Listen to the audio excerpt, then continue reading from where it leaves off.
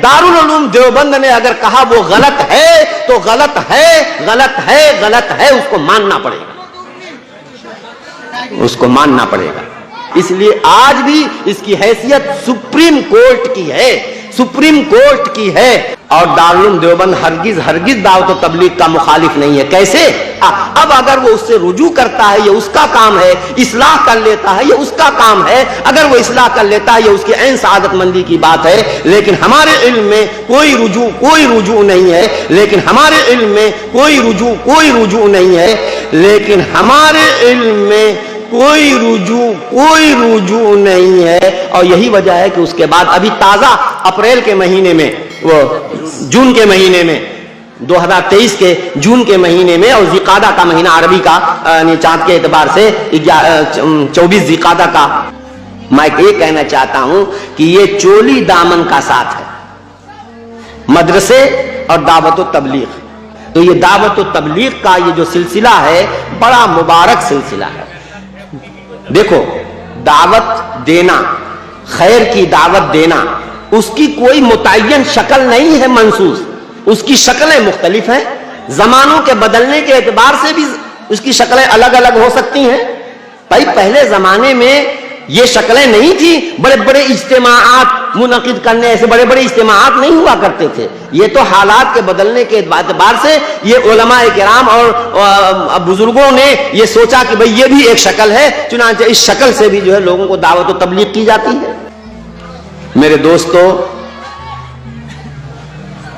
बहुत अच्छी चीज है दावत व तबलीग।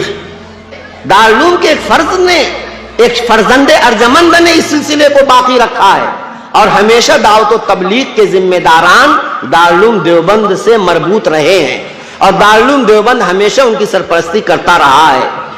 उलमा अगर सरपरस्ती ना करते तो ये काम आगे ना बढ़ता और ढंग से ना होता। मैं क्या कहना चाहता हूं सुनिए।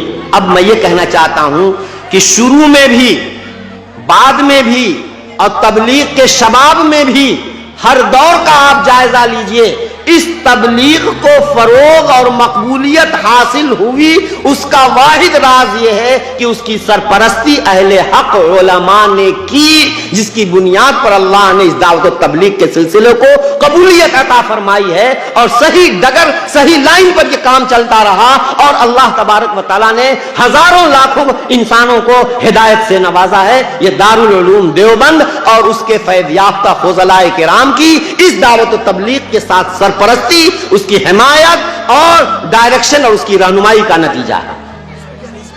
यह है इस दारुल उलूम देवबंद का किरदार और उलमा का किरदार।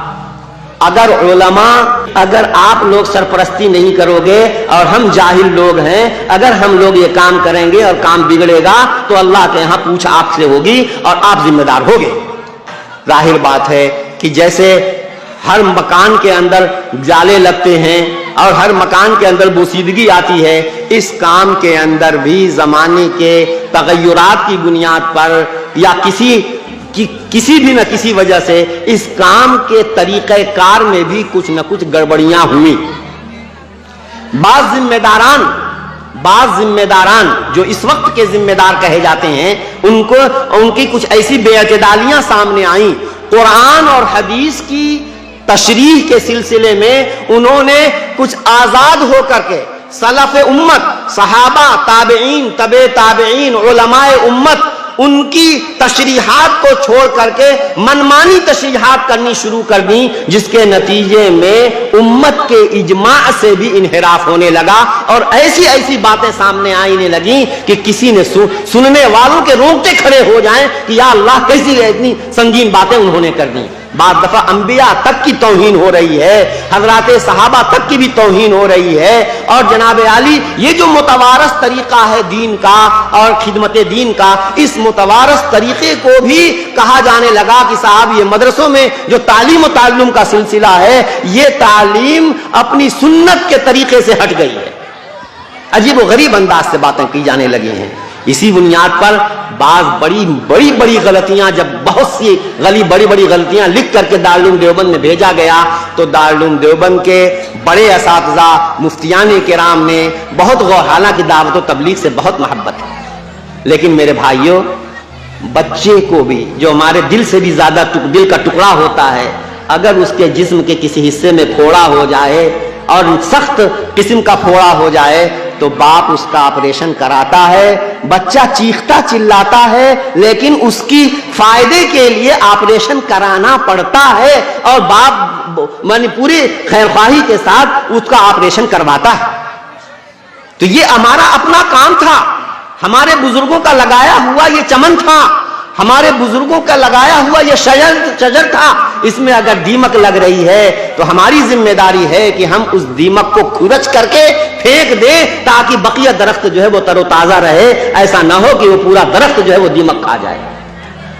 چنانچہ دارالعلوم دیوبند کے اساتذہ نے اس وقت تفصیلی موقف ظاہر فرمایا کہ جو شخص ان باتوں کا قائل ہے وہ شخص جو ہے وہ کیا نام ہے کہ یہ اہل سنت والجماعت کے طریقے سے ہٹی ہوئی یہ بات، باقاعدہ اس کا اہل سنت والجماعت کے طریقے سے انحراف منحرف ہونا اس کو واضح کیا گیا اور اس کو باقاعدہ عام کیا گیا۔ اب اس کے بعد کچھ ہمارے بھائی کہتے ہیں کہ وہ تو حضرت نے رجوع کر لیا تھا۔ میرے بھائیوں سنو، رجوع کیسے ہوتا ہے؟ جس طرح کی غلطی ہوتی ہے اسی سطح کا رجوع بھی ہوتا ہے۔ سمجھ نہیں بات، میں آپ کو سمجھا رہا ہوں۔ جس طرح کی آدمی غلطی کرتا ہے اس غلطی کو سدھارنے کی بھی اسی سطح پر، جس سطح پر اس نے غلطی کی ہے۔ اگر میں نے اسٹیج پر آ کر کے کوئی غلط بات کہی ہے تو اس کا کفارہ یہی ہے کہ میں پھر اسٹیج ہی پر اپنی اس بات کی تردید کر دوں۔ یہی ہمارے اکابر کا طریقہ رہا ہے۔ میرے بھائیوں یہ دیکھیے، یہ دارالعلوم دیوبند اس کو اپنا کام سمجھتا ہے، اور دارالعلوم دیوبند کا کام تھا کہ بھائی ہم صحیح بات بتا دیں، اب کوئی مانے نہ مانے یہ اس کا کام ہے، زبردستی کسی سے منوایا نہیں جائے گا، حکم شرعی بیان کر دیا جائے گا، مخاطب کی غلطی واضح کر دی جائے گی، صحیح بات کیا ہے وہ بیان کر دیا جائے گا۔ میں یہ کہہ رہا ہوں کہ یہ جو علماء ہمارے ہیں اس میں یہ لکھا ہوا ہے کہ اس طریقے کی باتیں جو آپ سنیں یا آپ تک پہنچیں تو آپ اپنے وقت اپنے مقامی جو اچھے مستند علماء ہیں ان سے رجوع کر لیا کریں، وہ جیسا بتائیں اس کے مطابق آپ عمل کریں۔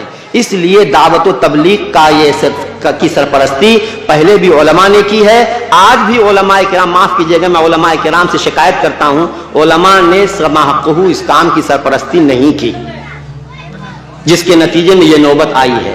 اگر ہر علاقے کے علماء اس اپنی ذمہ داری کو محسوس کرتے ہوئے کریں گے انشاءاللہ العزیز کام خراب نہیں ہوگا۔